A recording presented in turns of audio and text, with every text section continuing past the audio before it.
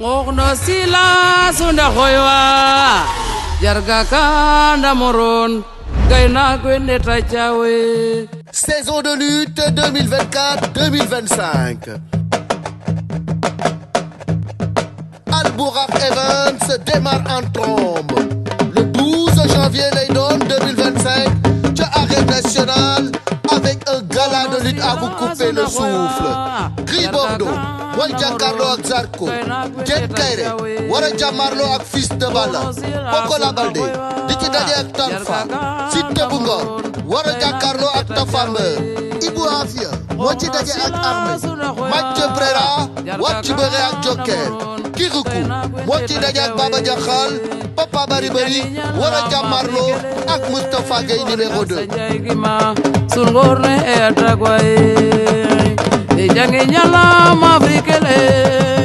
Programme baa ngi noonu, saison de lutte 2024-2025, Al Bourakh Events avec un démarrage en trombe.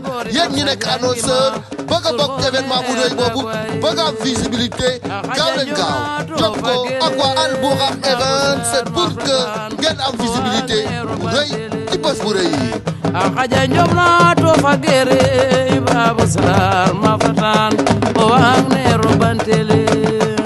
Akaja njomna to fagere babu sar mafatan o wangne robantele. Mbokk yi mi ngi noonu ginnaaw doomu réew yi saa yu ñuy génn di dem bitim réew di représenter Sénégal di yóbbu drapeau Sénégal la presse dañ leen di accompagner donc tey kii di yóbbu drapeau bi nag Pagaye Mbaye la récemment la jógee Sorano war a dem fi nga xam ne moo di Italie nga dafa benn spectacle grandiose. Pagaye ñu ngi lay nuyu nga wax ñu lan ngay yëg ginnaaw bi nga yoree drapeau Sénégal di ko représenter ci Italie tey. waaw salaamaaleykum Diagne Naar maa ngi lay fay maa ngi nuyu képp koo xam ne yaa ngi ñuy seetaan di nuyu suma soppe yi donc di nuyu àdduna yëpp waaw contentement rek laay am ndax tey boo nekkee ci dëkk di liggéey yàlla dogal suñu borom xam nga dem ba mën a téye drapeau bi di ko yóbbu fu nekk donc loolu mënoo ci am lu dul contentement waaw loolu la comme ni nga ko waxee rek donc le travail continue amul bàyyi incha allah. tey jii Pagaye Mbaye war a dem Italie def ambiance. lu tax gisuñ sa orchestre nekk sa ginnaaw. mais yow seul yaay dem. waaw gisoon nañu aussi sa beneen nawle artiste doon dem. ku mel ni Bass Thioung problème boobu noonu la am. luy seen problème ba mënu leen ànd orchestre dem. waaw d'accord loolu moom message bu am solo la foog ñu wax ci c'est parce que man mii di wax tey bu ma sañoon damay ànd ak sama groupe pour dem. mais des fois dañuy am ay mbir yoo xam ne moo ñuy xaw a gàllankoor ci côté boobu waaw visa ba ci sax ay rendez-vous xam nga te yooyu yëpp dañ ñu ci war a jàppale ndax ñun drapeau Sénégal la ñu téye war ko yóbbu fu nekk ci àdduna bi donc loolu aussi maa ngi ciy lancer message pour ñu bàyyi ci xel ndax tey booy ànd ak ay nit di liggéey ak ñoom donc baax na booy génn nga ànd ak ñoom waaw man su ma sañoon su may dem nii man ak sama groupe ñooy ànd mais na xëy na suñu borom nii la ko dogalee.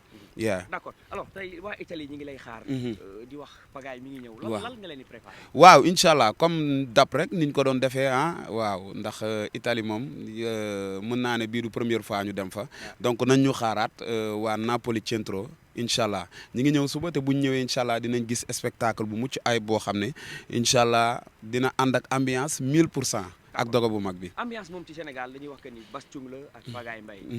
seen concurrence mi ngi commencé feeñ international. parce que récemment la jógee Barça. yow yaa ngi waaj ñi dem Italie. da ngay confirmer que ni yéen ñaar yéenay leen number one ci ambiance yi ou bien.